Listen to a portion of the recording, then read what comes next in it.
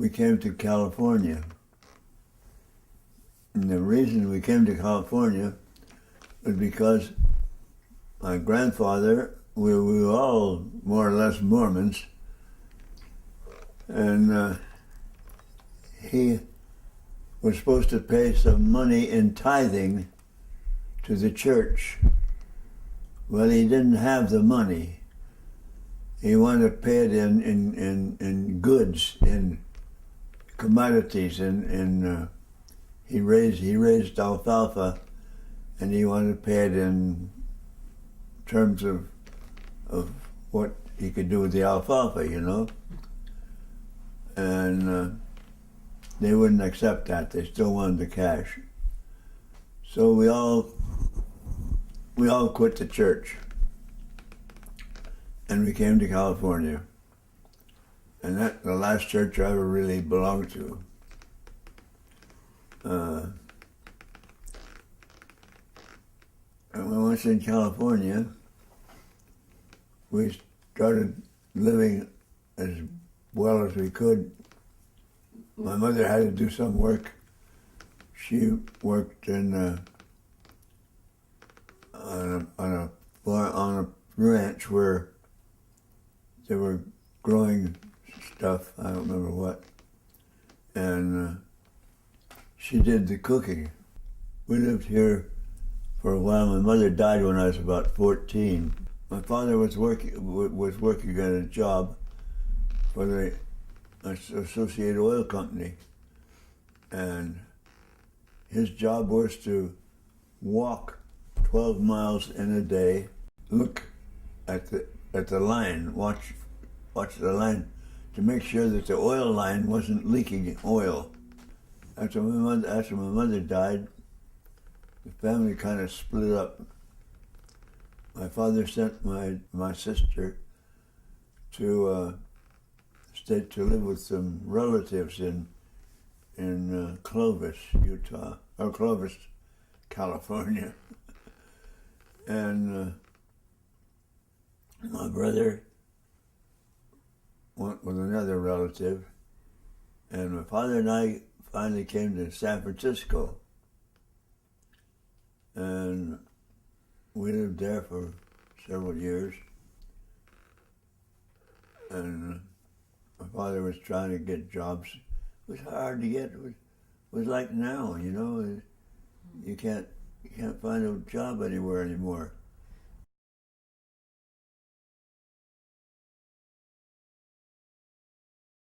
I wasn't actually in the strike. Roosevelt had just been elected president, and he set up the Civilian Conservation Corps to take care of kids, younger people who didn't have anything to live on, you know. And it paid $30 a month, and $25 had to be sent home. So I had $5 to spend for candy or you know, whatever tobacco I learned to smoke about that time. And they tried to get some of the people from the conservation camp to go back down into San Francisco and try to break the strike with the longshoremen. And I don't think they got anybody. I don't think they got anybody to go. So when that was over, we continued to live. We lived in San Francisco then. We was renting a little place. My dad would get a little job, earn enough money to pay a week's rent or a month's rent or something, and then we'd pay that rent and move on. Well, one day coming home from some meeting, we'd been in a church meeting or something. We'd been in a meeting, and coming home, we bumped into a guy on the street who was passing out leaflets, and we each took one, took it home with us. When we got home, we read it over, and it was a leaflet from the Communist Party of the United States, and they wanted people to join them, and they put forward such a good program that I was really,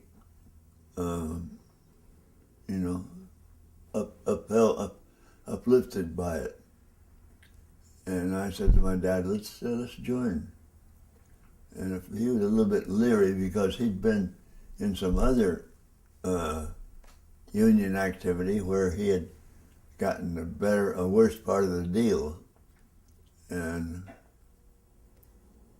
But we decided we'd join the Communist Party. That was later than 34. That was a little bit later.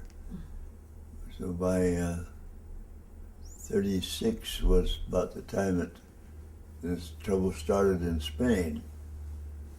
And Franco started a counter-revolution to a legally elected government. The Spanish government had been elected legally by the people. All the people just voted the government in. And Franco, who was a general, he took the army and went against the government. So that was the beginning of that. And we didn't like that.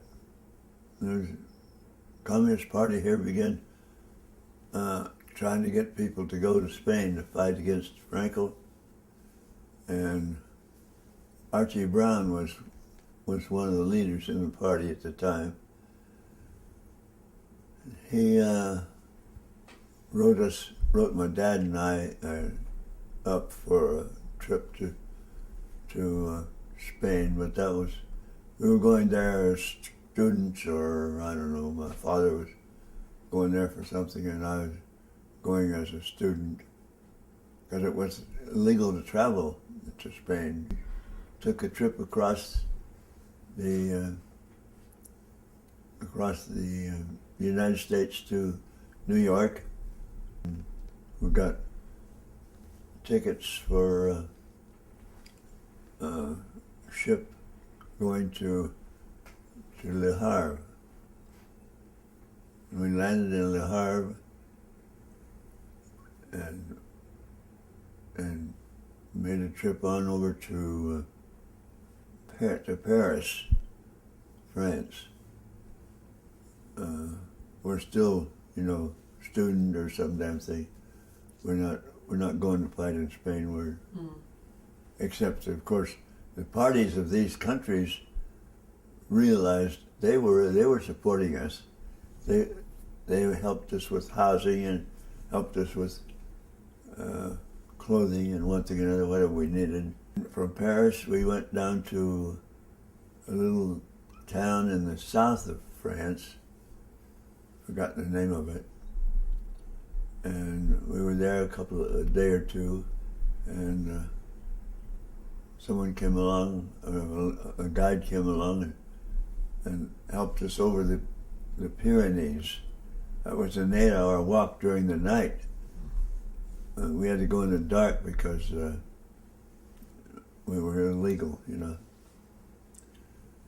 We got over the hills in the Pyrenees and down to a place called Fort Figueres.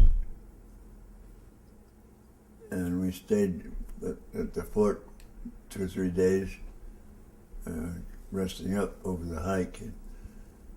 And then we took a train from there. We went to Albacete, Spain, and that was the headquarters of the international brigades. I think it was more than the United States headquarters.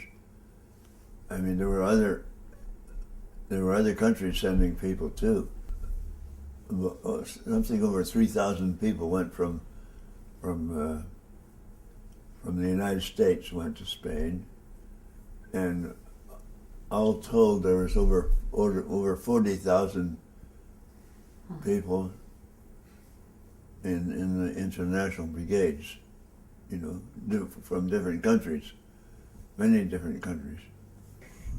Came home he was teaching seamanship down on the piers to the merchant seamen, and so he came up and to fetch her, and we found that we had a lot in common, and because Neil Hoskins was a friend of the Abraham Lincoln Brigade. He hadn't gone to Spain himself, but anyway, that's how we got acquainted. And so in 1986 I went to Spain with Leonard and Jean Olson, and that's where I met Nate. And although it took him a while to remember that we had met there, but we kept running into each other afterwards and at various things. Anyway, so we got married in 88 and went back to Spain on our honeymoon with about 500 other sympathizers with the Spanish Civil War. 500? Well, I don't know. Okay. Hundreds. Yes, there were several hundred people, and we went. Several hundred of us went on a trip down from Madrid to Seville and Malaga and Granada. Then we flew back up to Barcelona, and it was nice. So 1986 would have been the 50th anniversary of the beginning of the war, and yes, 88 would have been when that was brigades. when they dedicated the David and Goliath statue in Barcelona. That was the occasion for that trip. 88. 88. Mm-hmm. And then in 96, and that's when Neela went with us. In 88? In 96. 96, yeah. That's when the Spanish government voted to give honorary citizenship to all the international brigaders who showed up. Anyway. Do you remember the circumstances how you met Nate? Pardon me? You remember when you met him? I remember. I don't think he did. Well, what happened? Just. Or why, where, and how? Actually, I think the first time was at a kind of a celebration on the grounds of the Barcelona Olympics. They had built a village up on the hill there above Barcelona, and they had a dance or something there, and Archie Brown was there, and Hun, and all these people that we both knew. Oh. And so mutual friends introduced you? Yeah. Yeah. So, anyway, the only other time after that we went to Spain was in 2001, when they arranged a trip to the Jarama Valley, and they were going to make a monument there to the International Brigades. Did they do that in Jarama? Yes. Mm-hmm. So you went 4 times? Yeah. 86, 88, 96, and 2001. Yes. Both of you. Uh-huh. Yes. Yeah. All right. And the most impressive, of course, was 96, because they went all out and had all these meetings with, and of course, Franco was dead by then, and they. Enough time. It was kind of an awakening for the young people of Spain that, because they hadn't known about some of this, it had been repressed for so many years, and of course now they're having they've passed laws about to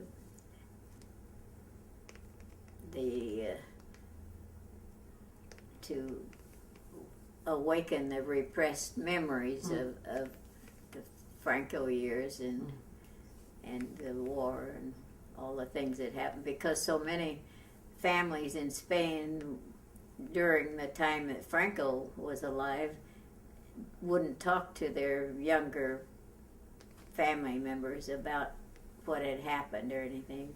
So many of them didn't really know, and so Judge Garzon has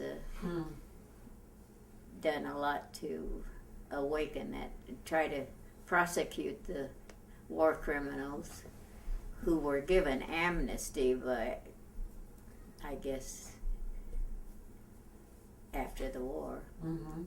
And that's not a good thing. It's not a good thing to repress the memories, and it's not a good thing to give amnesty to war criminals. And the same thing is happening here, and it's not a good thing here. Bush and Cheney and Rumsfeld and George Shultz and people like that should be prosecuted as war criminals for starting the Iraq War, at least, probably the Vietnam War too, and all the wars since then. And I think we have a lot of work to do to not let people get away with such horrible crimes.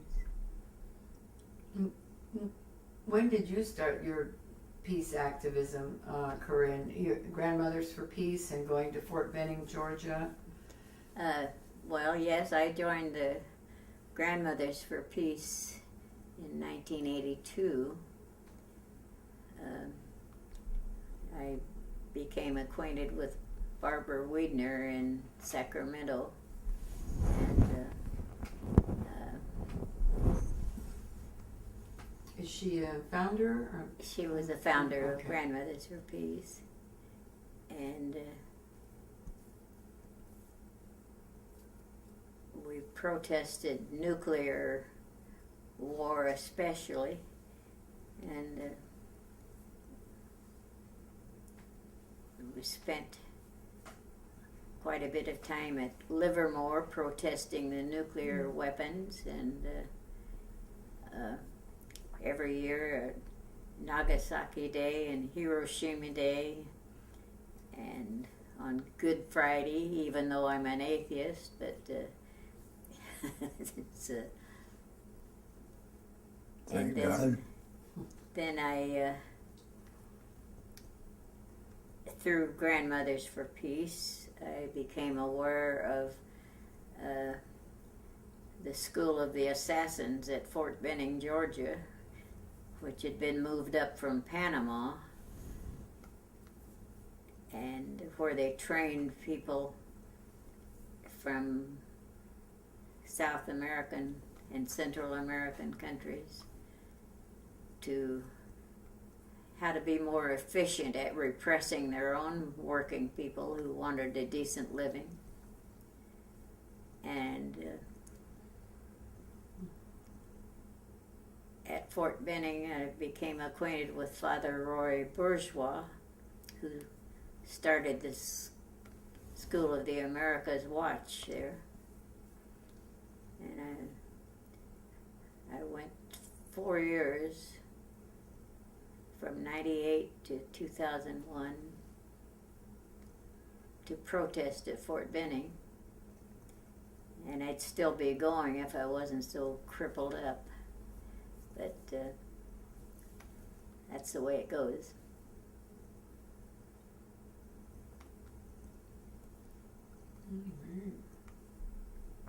Nate, you want to talk a bit more about Spain and your driving the ambulance, and maybe I don't know, now or later, that you have that great map of Spain? Can't I find it. think Sylvia has it right now. Okay. Yeah. No problem. That's a what? That's some other time. Sylvia Bartley has that map of Spain. That's such a good map. It shows all the places where you are or where you were. But we could incorporate that in later. Mm-hmm. If you want to talk, Nate, I think you arrived at Figueres. Albacete. Oh, Albacete. Yeah. Albacete, yeah. Well, my dad and I stayed at Albacete for a while.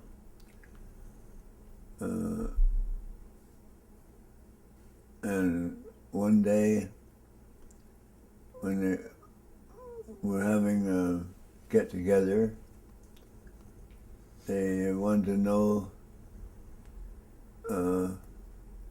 what Americans would be willing to drive ambulance or truck or whatever needed to be driven in Spain, because the Spanish people were very backward about automobiles. They didn't know how to take care of them or how to drive them really, and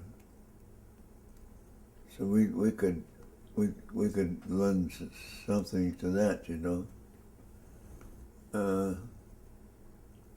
So you and your father So volunteered we to both drive? we both stepped forward Mhm. and volunteered to do that, and they took us in right away. My father, they sent to Madrid, and I don't remember what he was doing there, but I was sent to the Cordoba front, the south Spain, in Cordoba, where they had just had an uprising, and needed someone to drive ambulance. So I drove ambulance for a doctor down there, and when that affair was over, we all moved up to, I think it was the 50th Brigade, I'm not sure, moved up to Madrid, near Madrid. Then I was closer to my father again. And I learned that he had set up a repair shop for tires and tubes and stuff, and other minor other things too. Tires he would take in, have them vulcanized and retreaded or whatever had to be done into Madrid, and then he'd bring them back and put them use them on our trucks again.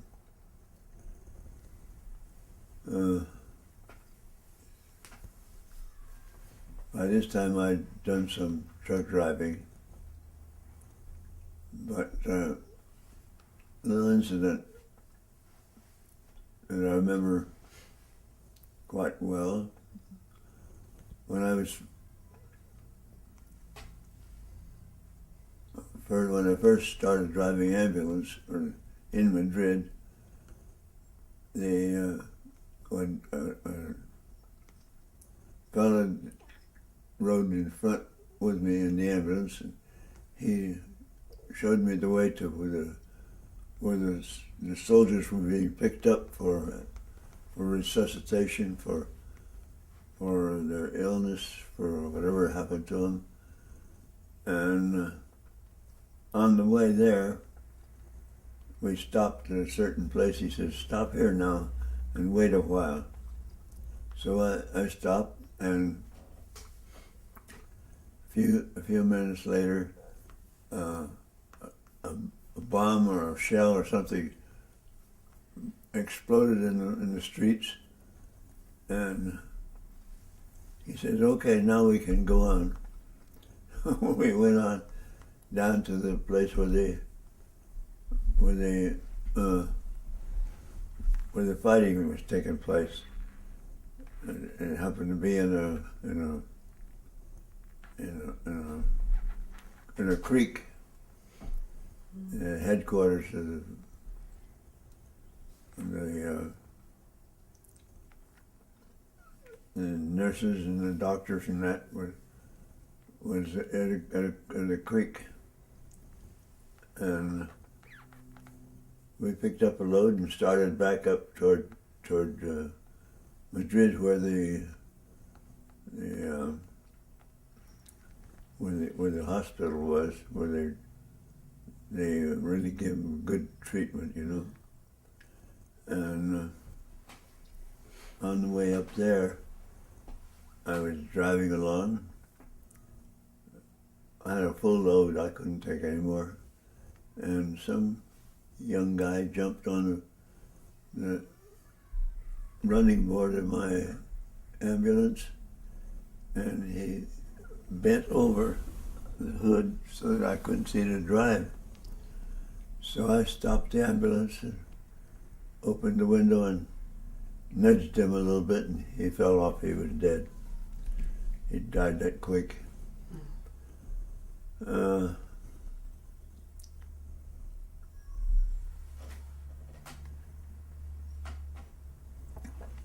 After that, my father went to a place where they just opened up a new front fighting against the fascists in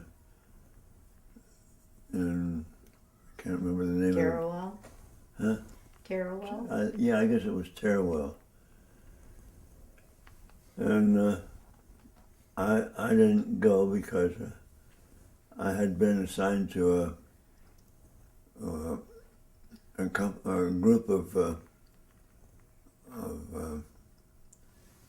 Spanish soldiers, and I was their driver. I drove trucks and I drove ambulances, whatever needed to be driven. And I stayed there all through that summer and had a nice place to sleep. Bed was made up for me and during the day, and I stayed there all through that summer. And I think in the winter, later as winter drew around, we didn't really get into the real part of the winter, but as things began to become winterish,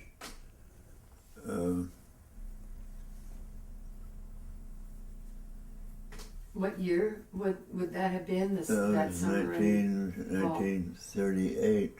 38. So you were there from 36 to 38? 37. 37.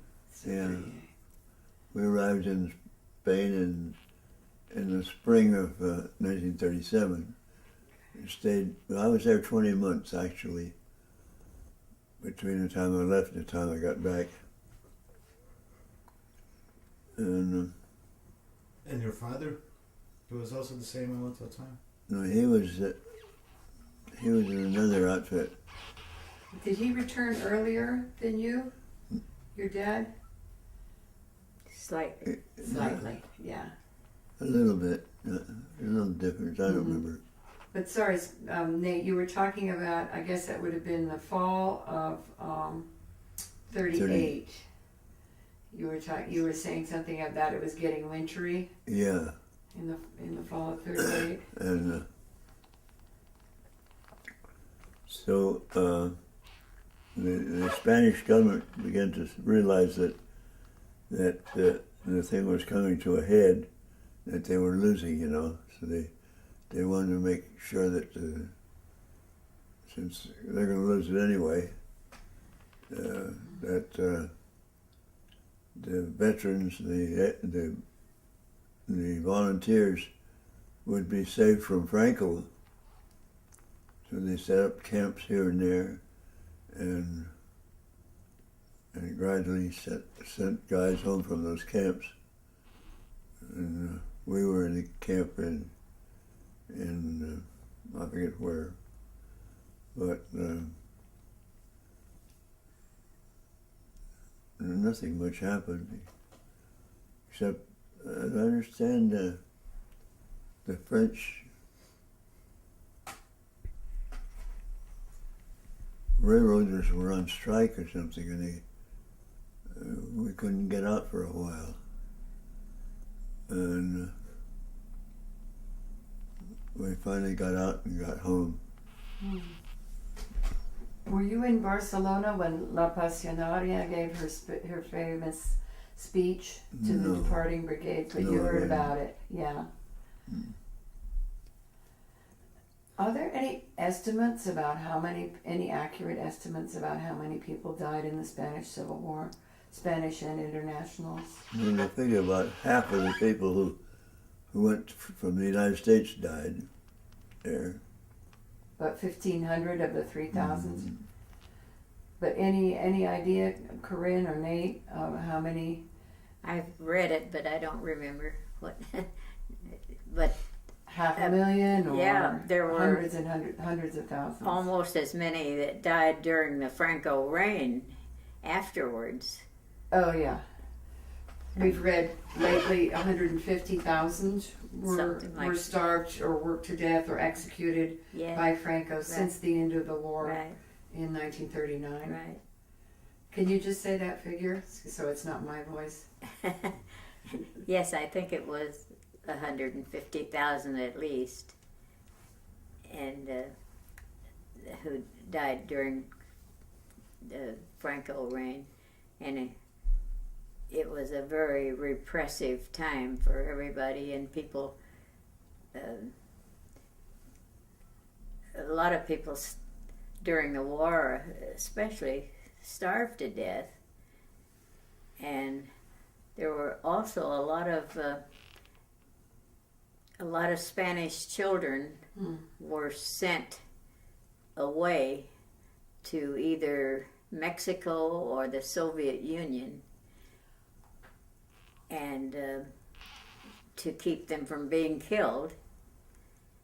And of course, most of them never went back because Franco won, and even Pasionaria went to the Soviet Union, and her son fought in the Second World War. He was a pilot, and he was killed during the Second World War. But she came back to Spain after Franco died. And her name, her name was Yes. Dolores Yes, and Ibarra. and at the I think it was on one of our trips to Spain. She was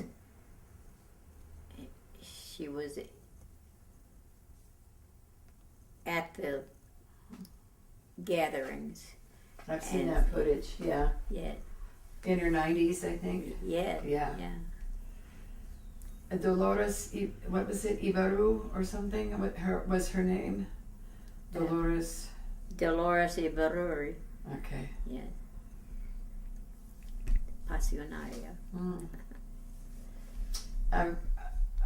You can see footage on YouTube now that our friend Angelina has sent out via email. Angelina is from Barcelona. Yeah, Both parents in the resistance. But about the families that stayed in Spain who defended the Republic, that their children were taken away from them. yeah.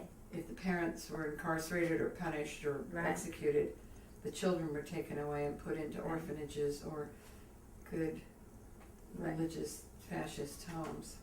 That's why this repressed memory thing is so big now, because some of those children didn't know what happened to their parents, or Bummer. Well, can you give a little explanation about what the international brigades were? What was their objective? When they were formed? And if, I don't know, a little bit of background about the Well, brigades.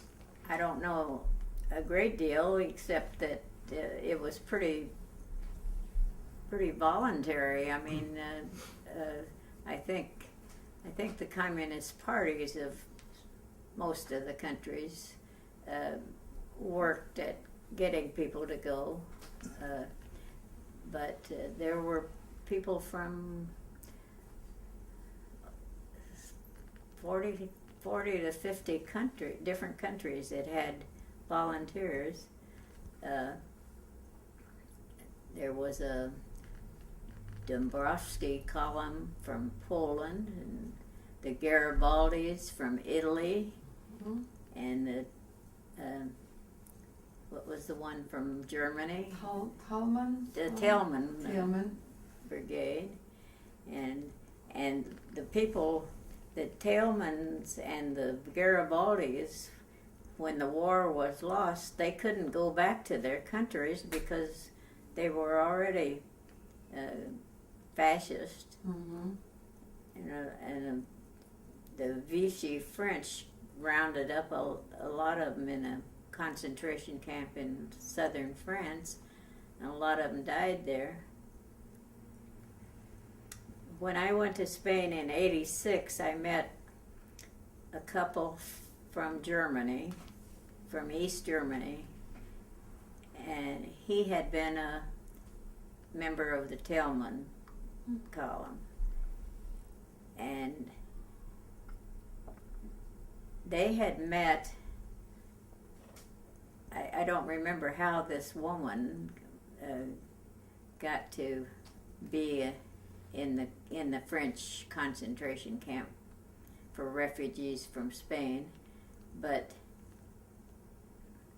I met her in the Hotel Convención in Madrid, where we were all staying, and she saw my Grandmothers for Peace button, and she asked me for it, and it was the only one I had because I was new to that organization, and I didn't know you're supposed to carry all this stuff with you. Anyway, I gave it to her, and we kept in touch afterwards. But anyway, they had met in this concentration camp, and they escaped from it, and they ended up in Los Angeles and lived for years in Los Angeles, and they had several children. But then after the war, they went back to East Germany, and he was a psychiatrist, I think, or a psychiatrist. And he, when Paul Robeson went from after he'd had the, what are those treatments, those electric shock treatments in the United States? Robeson? Yes, Oh, I didn't know that. yes, he was ruined by them. Huh. This is a famous African American singer and communist, Yes, Paul Robeson. They gave him electric shock treatments? yes. For what? For mental Well, I don't illness? know, Yeah. but anyway, on his way to the Soviet Union, he stopped in Berlin, and this doctor treated him. So, and actually, there was an article in the Star, the London Star, about this. I have it someplace. What year we're talking of, like late 40s, early 50s, mid 50s, something? I imagine it was in the 50s, but I don't know. Okay, Anyway. my goodness. Well, there must have been quite a few German brigadistas because of they were Yes, under Hitler from the early 30s they on. couldn't go home again. Yeah. And one of the best stories about, you know, during the Second World War, some of the Spanish vets, I mean the international vets, We're gonna change tapes. Okay. If you wanna pause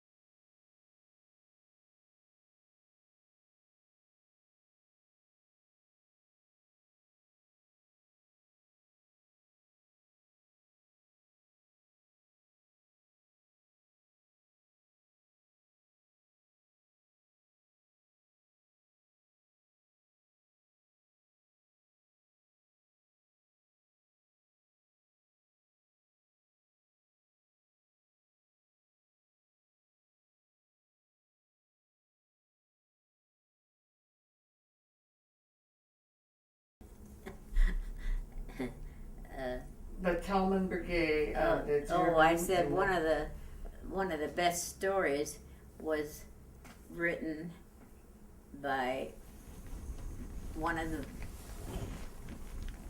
the American vets, Milt Felsen, wrote The Anti-Warrior, and it tells about during the war, the Second World War, some of the vets from Spain were recruited by Wild Bill Donovan to the OSS, which was the predecessor of the CIA, and they were recruited because they had had experience fighting. And among them was Milt Wolf, Milt Felsen, Al Tans, Irving, I can't think of his last name, but all members of the Abraham Lincoln Brigade. yes, Uh-huh. yes, and I don't know how many others, but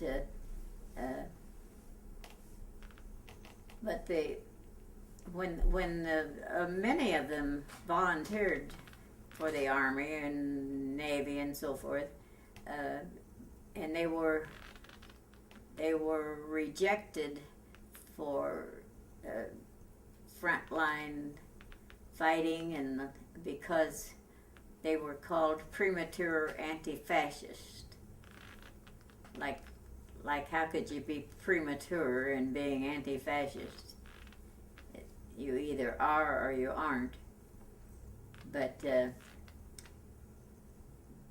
these guys were, some of them parachuted into Italy, and Milt Felsen in particular, his book, The Anti-Warrior, is about how he was captured by the Germans after the Italians opted out of the war, but the Germans carried on in Italy, and he was in a German prison for almost 2 years. So anyway, there's a lot of different stories. All of the Al Tans was one of 2 vets who was at the Normandy invasion. The other one was Larry Kane, I think his name was. And Can you explain why people like Nate would be called Lincolns? We haven't covered that. what? Why people like Nate would be referred to as Lincolns, members of the Abraham Lincoln Brigade. Because it was, the group was called the Abraham Lincoln Brigade.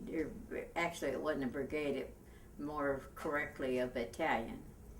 And the Canadians, there were almost 2,000 Canadian who volunteered, and their group was called the Mackenzie Papineau Battalion, and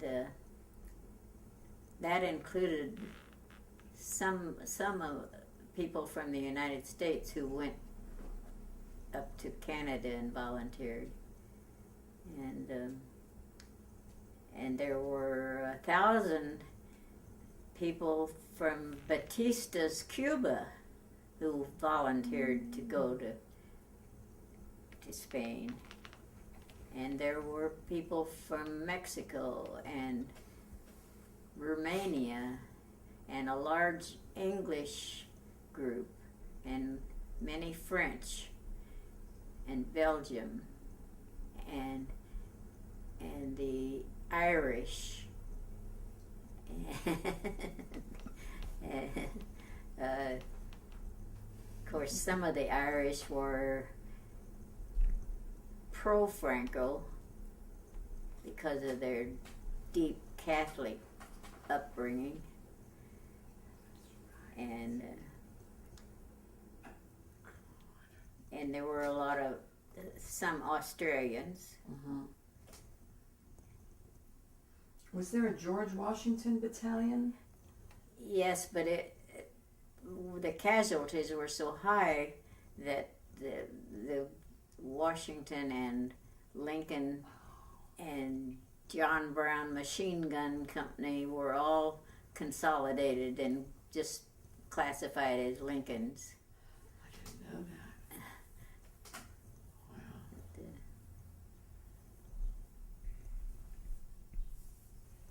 Nate, can you your description of that poor young man falling on the hood of your car, maybe his last death throes or trying to get out and then dying and falling off, that's very vivid. Do you have any other vivid memory, any other specific memories, or just any memories in general about Spain? Did you cooked for a while before you were driving too, or you didn't see? Did you see any? You got close to battles. Whatever you can think of. Well, About Spain. there were many times when, especially when we had a convoy of trucks, there would be planes, and there were evidently enemy planes flying over. I don't know whether they dropped any bombs or not, but I figured that's what they were aiming at. Mm. And I used to love to take my rifle and shoot at the plane, but I don't think I ever did any damage. Do you remember? It's in someone's book. This man had a kind of a nervous breakdown on the battlefield, and you went in and pulled him out. Do you remember that? Whitey Cullinan. He told me about it. I just took him to the hospital, but I didn't know anything special. And then later on, after the war was over, he brought it up and told me that I had saved his life. Uh-huh. Corine showed me the book where you're written it up in the introduction. Corine, what's the name of the book and the person who wrote it? It's Wild Grapes and Rattlesnakes by George Cullinan. And he had a nervous breakdown on the battlefield, and he always said that Nate saved his life because he picked him up and took him in. But that was my job. I didn't know what I was doing then. I don't think I got introduced to him at that time. But we might have just exchanged names at the time. I'm not sure. Things are happening. The other thing about the Lincoln vets is that they didn't just all retire into inactivity.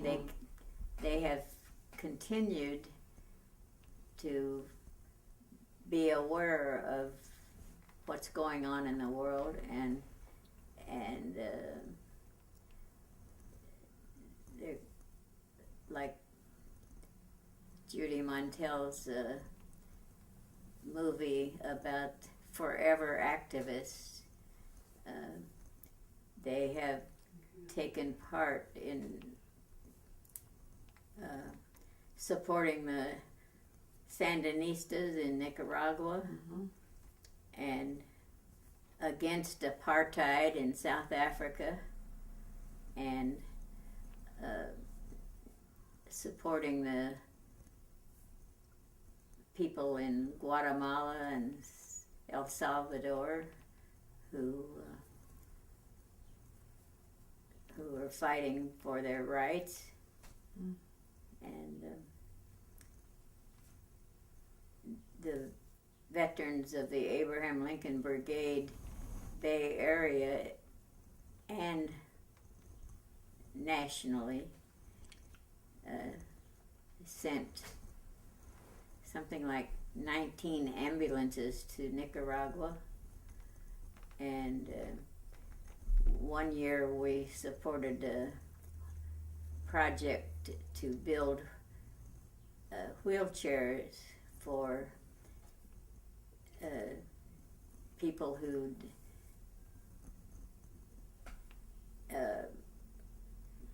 lost limbs with all the mines that have been laid in Nicaragua in particular. And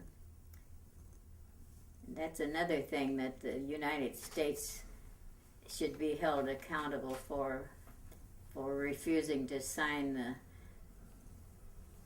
international treaty to ban landmines. And something that we still have to work on.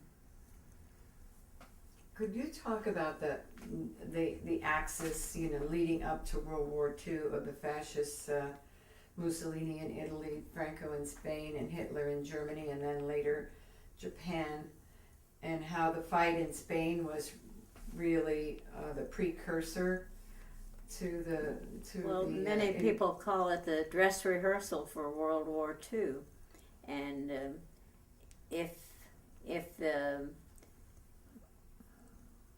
United States and England and France had helped the Republican government of Spain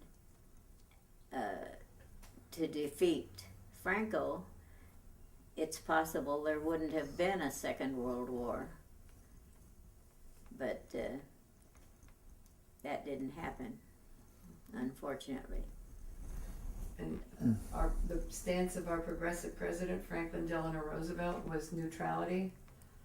Pardon me? Was neutrality. FDR was neutral during the Spanish Civil War, or blocked aid to the Republic?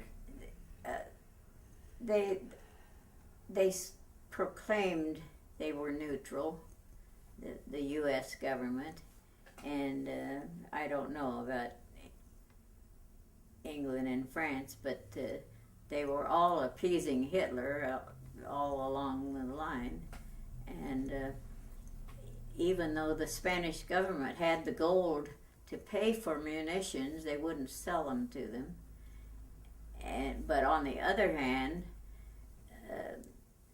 the German tanks that were in Spain to support Franco were refueled right at the docks in Valencia.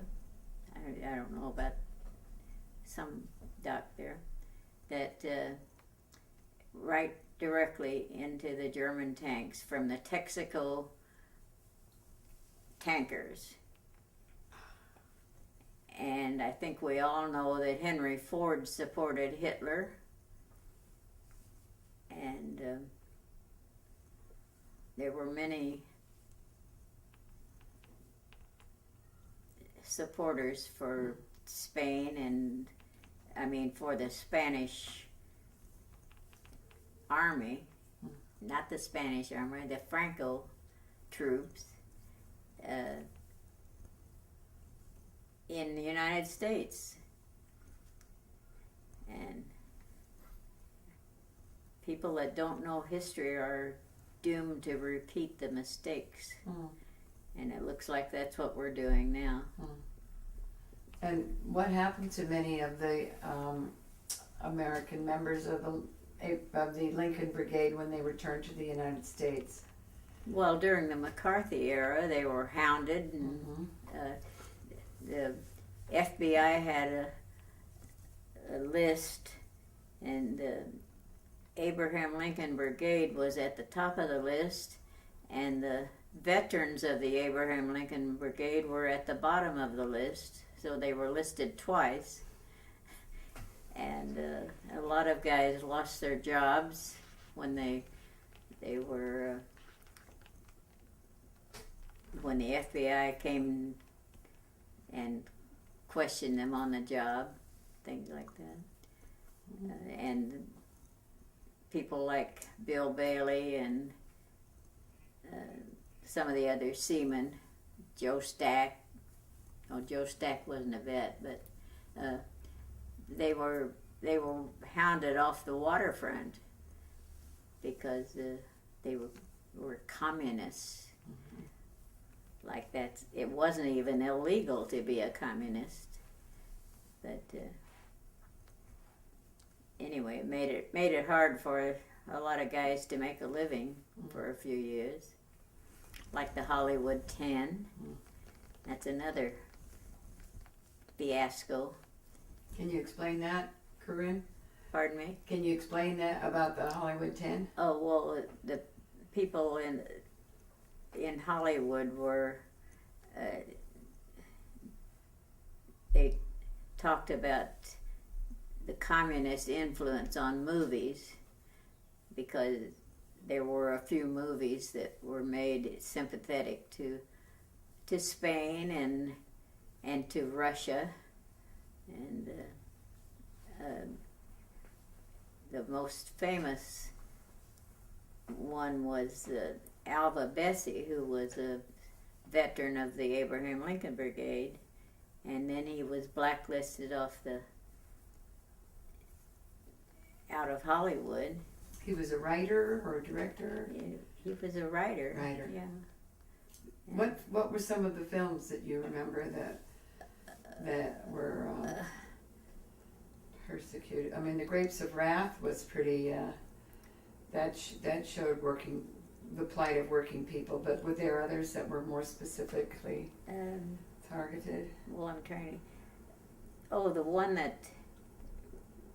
The Salt of the Earth was one that got a couple of guys blacklisted.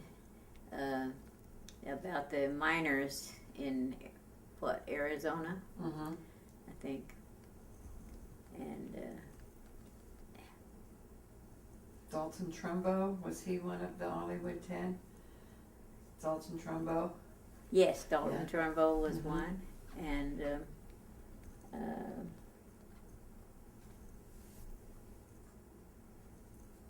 my mind is going. Mine is gone. Do you want a drink of water or something? Huh? Do you want a drink of water? Something? Maybe that would be nice. Can I get you some? Yeah. Okay. Yeah. And we still haven't heard from Nate. What happened to you after you came back from Spain? Oh, well, Did you have any problems like here? In yeah. terms of being from the big brigades and what she was saying that Yeah. they were kind of blacklisted. My problem was I was a carpenter, and I belonged to the Carpenters Union, and I could get a job out of the Carpenters Union, but I would hold it a while and get into a discussion with somebody about the politics of the country, and they right away labeled me as a communist, and I'd be looking for a job the next day I must have gone through several jobs like that.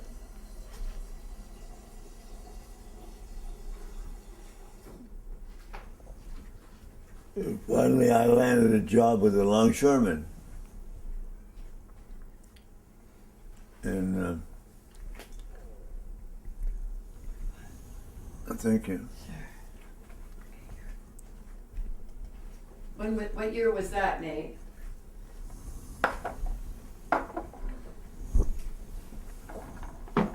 I can't pin it down to a year About 65. because what happened, I was told to go to the Longshore Hall and register.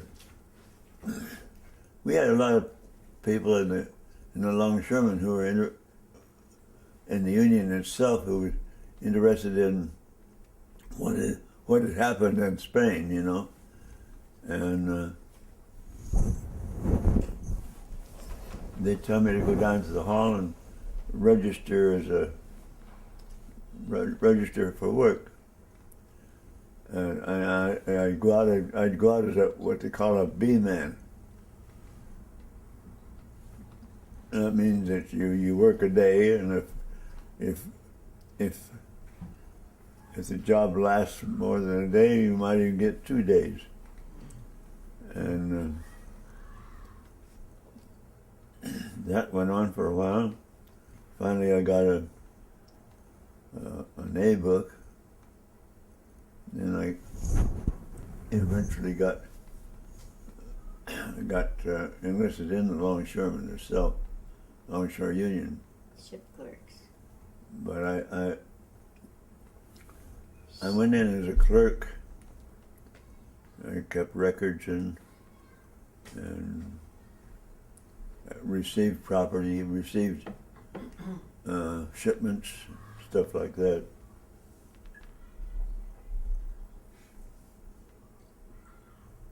So communists had a bad reputation at that time? Huh? Communists had a bad reputation. They had a bad. Oh yes, the communists had a bad reputation with some people, but I don't think the majority of the people were against the communists. Really, they just more or less neutral. You know, they didn't really realize what was going on.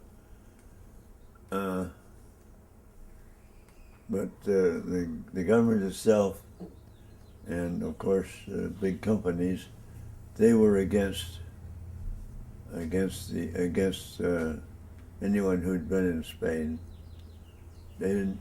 They knew that most of those people went there to try to help Spain become a socialist country, and that wouldn't have been nice for the United States if Spain had become a socialist country. So that had to be curtailed, you know.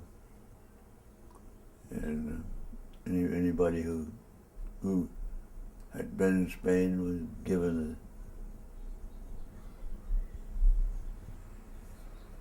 the reputation that they were against this country. We weren't against this country, but we would like to have seen this country become a socialist country. And I still would like to see it happen. I haven't changed that way, anyway. I've changed in many ways. I'm worn out. I'm just a bundle of bones. Thank God for this little woman here. I thank God for two things. I thank God, one thing for her. The other thing is I thank God that I'm an atheist. He gave me a button that says that. But Nate, you continued your involvement with unions and then with the other veterans. Do you want to talk a bit about that? Your involvement in the 60s and 70s and 80s and 90s with the unions or any of those, and the anti-war movements, or certainly the veterans organizations? No, I can't think of anything like that right now. You know, I don't know why. My mind is We certainly protested every war. Yeah, I'm sure he was there before you met. Oh yeah. Yeah, he was on the streets. Yeah. Yeah. And likewise. Yeah, of course. And when you returned to Spain in '86, was that your first visit back to Spain? 1986? Yeah. When you met Corine, was that the first time you'd gone back? no, I guess it was. Uh-huh. Since the war. So you kept in close contact with all those people. Mm-hmm. Yeah, with the Bay Area Yeah. Bulb. Val. Uh-huh. They held meetings about every month or so. Mm-hmm. Oh, good. And Can you talk about and- that and the and- National and the Tamiment Archive and all that? Can you talk about well, that? and every year, the Bay Area vets had a commemoration of the war, usually in February, the last part of February, and we raised funds from that, and that's how we helped the Sandinistas with their ambulances and all things like that. And in the later years, we sent money every year to the William Soler Pediatric Hospital in Havana because they were treating the children from Chernobyl who had cancer from the big blow up there. And that's what we've been doing all these years. And the New York group has had a commemoration every year too, and we've had various speakers that have thrown some light on whatever the situation was at the time. One year we had Ariel Dorfman from Chile talking about Pinochet and how he should be prosecuted for war crimes. And we had Father Roy Bourgeois from the School of the Americas Watch talking about closing the School of the Americas at Fort Benning. And who else did we have? Can't remember all the different speakers we've had. Mm-hmm. But And what about the archives in? Can you talk about that? Is it SUNY State University of New York, or is it New York NYU? at Tamiment Library, is that a library? Tamiment, Mm-hmm. at, I guess that's New York University, Mm-hmm. where the archives of the Spanish Civil War are kept. And some years ago, they acquired a lot of material from the former Soviet Union, and that's been incorporated into because I think when they were losing the war in Spain, they sent a lot of stuff to the Soviet Union for safekeeping. I see. And I don't know how safe it was, but that's where it was. And we bought some of the stuff from them and put it in the archives. We also there was a nurse, Frederica Martin, who escaped to Mexico during the McCarthy era, and she had extensive archives that we got too. That's now at Tamiment. So you've been involved with the. Have you been there ever to the archives? No, I haven't. Uh-huh. I'd But- like to. Yeah, yeah.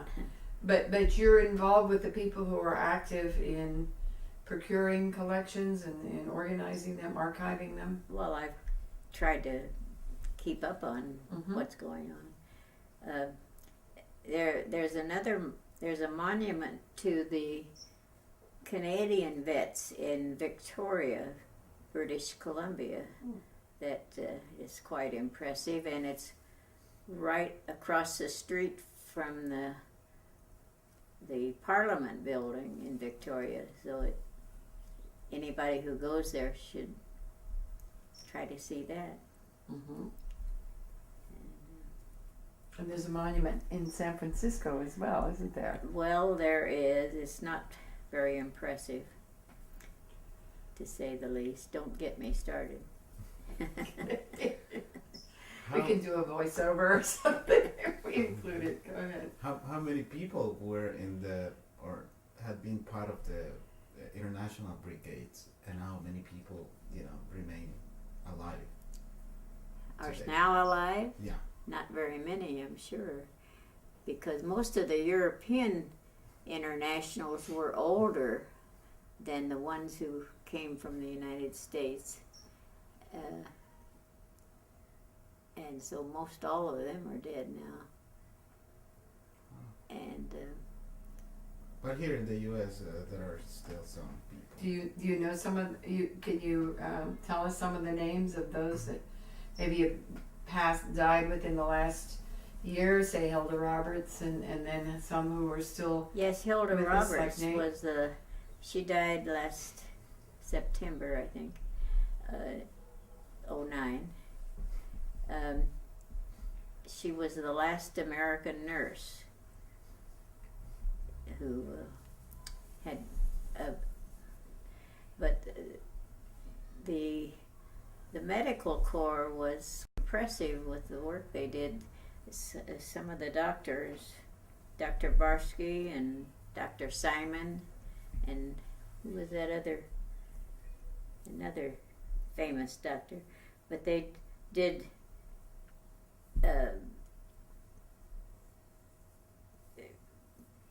a lot of work, like with doing transfusions and things like that, that wasn't quite the art that it is nowadays. And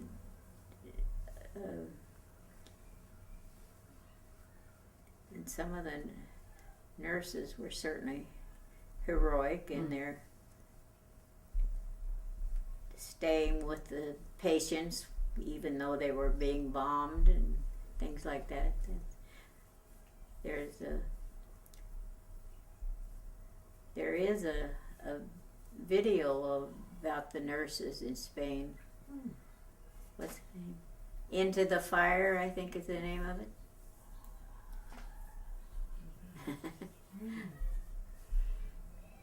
And do you recall the names of some of the brigade members that are still with us here in California? Delberg. Yes, Delberg lives in Columbia, Jackson County, I think it is, and up in the Sierras, and Hank Rubin is in San Francisco, and Jim Benet is in Forestville. That's about the only ones that are left, I think, besides Nate. On the West Coast? On the West Coast, yeah. Okay. And then maybe a few in the Midwest or the East Coast? Well, Not too many there's now. George Sosenko lives in Athens, Georgia. And Matty Matson lives in New York. And I honestly can't remember any others. There must be a few more. Right. I think about 13 maybe altogether right now. Right. We lost some good ones last year. Clarence Kalin in Wisconsin, and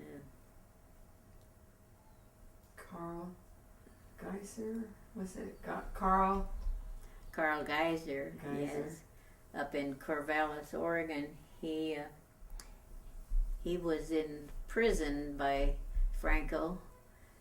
Many of the prisoners they took were killed. Fortunately, he survived and wrote a book about it. What's the name of the book? I can't think of it. It was just in an email, I think. Yeah. From Spanish prison or something like that. there weren't too many. Well, he was one of the very few Americans who survived it, who was in prison and then survived it. Yeah. Prisoners of the Good Fight. That was the name of his book. Yeah. And Abe Osheroff died just couple of years ago, right after the dedication of the monument in San Francisco. He went to the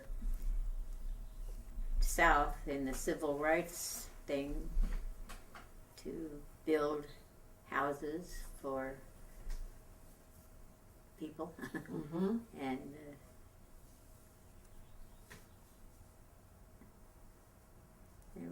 there were a lot of good people. It's really sad that they're all gone now.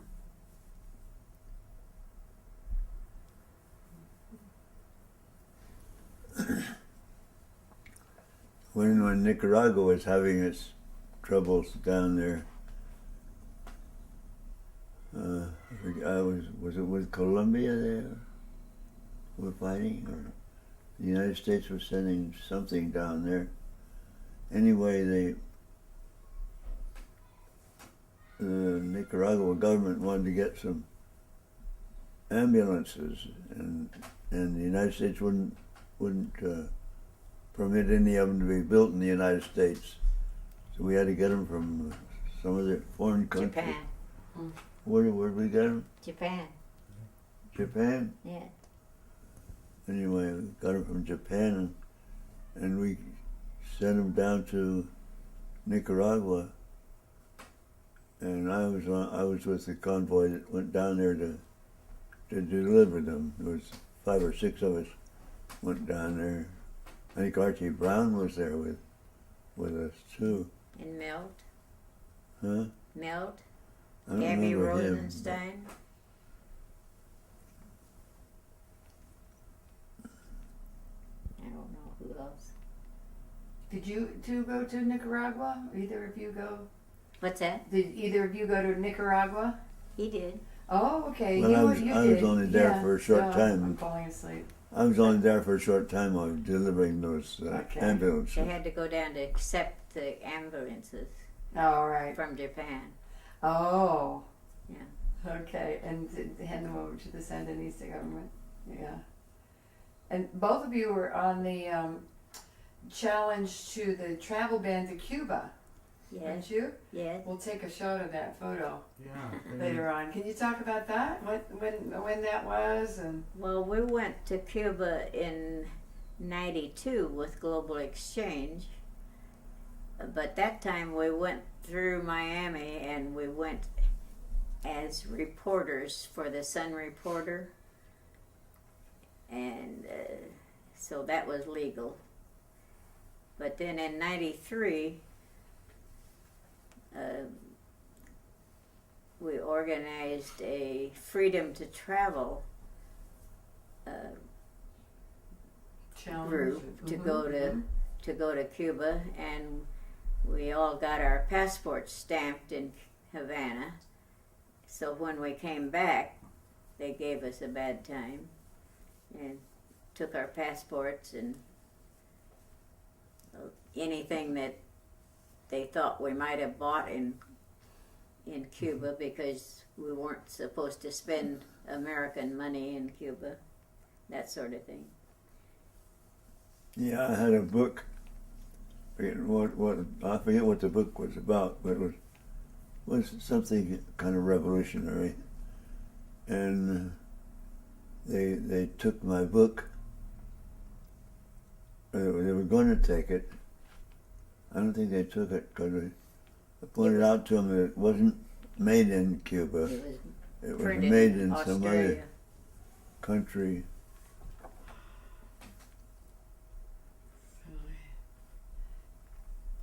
What were the repercussions of that? Did they hold your passport for very long, or try to fine you, or anything like that?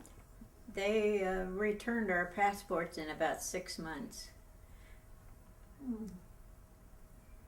with no apologies. Mm-hmm.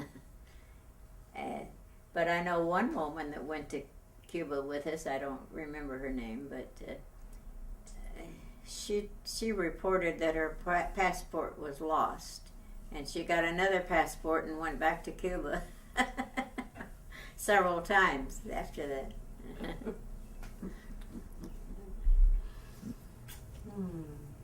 World is crumbling, isn't it? I got a little thing up here that I carved. The little guy is studying. Maybe you can reach it. It's right there in the corner, down below and inside this thing. That one. This one, yeah. Yeah, It's my favorite. yeah, that one. And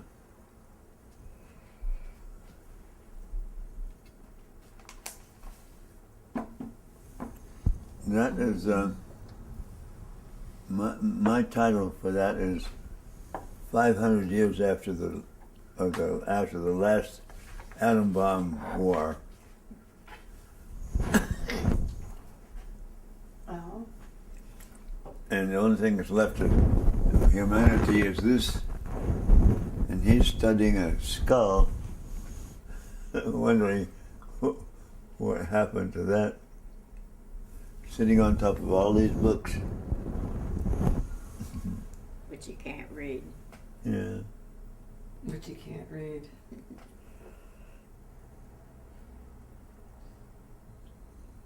Yeah. Really? 500 years after the last atomic war. World War III. Yeah. The monkey triumphs and the human. All that's left is the dead skull. Darwin is one of the books. Yeah. Pretty deep, Nate. This was you didn't see this idea anyplace. You thought of this yourself? Yeah, Yeah. yeah, it's my own invention. Yeah. I think it's pretty profound. That's pretty nice. I Yeah. love that. Yeah. One of my favorite paintings is I think it's a Bruegel, and it's a line of blind men, but the one in front is about to fall into a ditch, and you can see all the rest of them behind him are headed right there because it's the blind leading the blind. Yeah. Oh, So I thought, that's the human condition. yeah. Right there in a nutshell. I'll try and get a postcard of it for you from the Louvre when I go to Paris. What'd you say? I'm doing an apartment exchange in June and July for 3 weeks for Paris. I'm bringing my teenage granddaughter and my son and the little granddaughter are going to join us in Paris. So I'll try and get see if they have a postcard of that You know, Bruegel painting there's a that I like. in the some cemetery in Paris there is a monument to the Spanish war dead. Oh, okay. I'll find that. Yeah. Have you've never been to see it? No, but Okay. Blanche has. All right, I'm calling Blanche. Yeah. I'll find out. Yeah. Oh yeah. I had a picture she gave me once. I don't know where it is. I'm going to the Museum of the Resistance.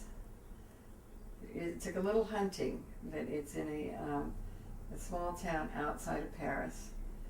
There are several museums in France, but this is the main National Archive. Yeah. And yeah, if you hear, maybe I should email Georgia Weaver and see if, information about, She might know. yeah, international brigades and French brigadistas and archives or museums or monuments like that. Yeah, absolutely. Good. Well, we should take some pictures of, or maybe, well, definitely document the wood carvings. Take footage of the wood carvings and any other photos or books or anything else you want to say. Now, this doesn't have to be the last one, but we wanted to cover a lot of bases. Mm-hmm. Oh, I could. I don't know. This is the one I like. I like Says it all. because I made it up. I have all those others up there too. I have different reasons for them. One, there's a pair of horses over here that was reproduced from this pair here.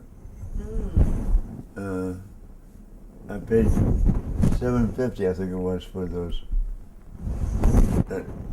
It's a casting Nice. In the Soviet in the Union. Soviet Union. Wow. And when I brought it back, I copied it and made this. And I made the horse. All right. I could probably could I put like the carving of the volunteer up on that ledge there with nice white background and the ILWU? Fine. Yeah? Whatever you do want. that? Yeah. Okay. Okay.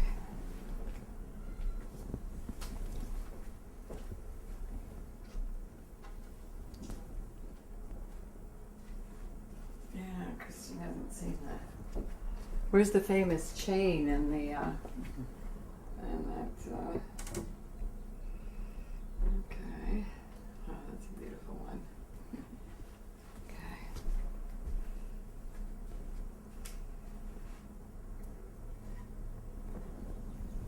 Wow, this is heavy.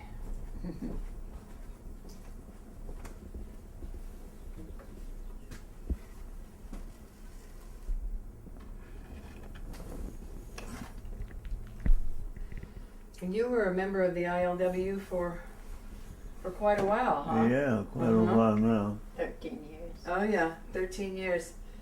You and Lou Gibbons, was he? I remember. Didn't they? Yeah. I remember Lou Gibbons. Uh huh. I He and wouldn't- Renee are friends of mine. I just talked to Lou yesterday. Yeah. Oh, yeah. Oh yeah, he says hi. They're neighbors actually. Yeah. Yeah. I didn't know Lou Gibbons real well, but I knew him from sight. You know And I Kevin had talked with Gibbons? him a little bit. Huh? Bit. Mm-hmm. He's a friend of Mike's. Oh, okay. Great. We went to a baseball game a couple of months ago, and Renee's not interested, but it was Union night at the Giants ballpark. Oh, yeah. Yeah, so I have a bottle, water bottle, and Kevin was there, and a bunch of the wives and children and grandchildren. Yeah. Yeah.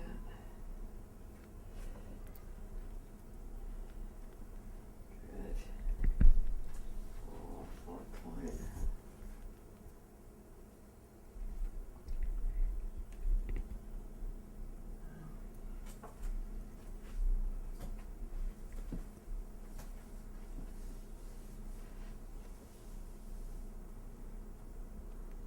Okay. Huh?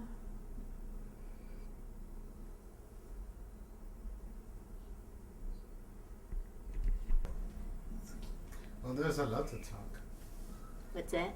There's a lot to talk. Yeah. We can be days. I know.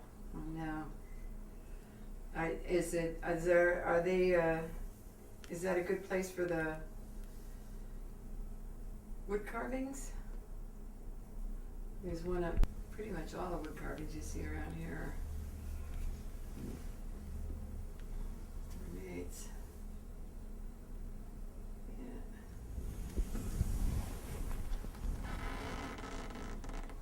So any more thoughts on the archives? Or where things are gonna go? No. Not yet. Nah. But It's premature. that booklet is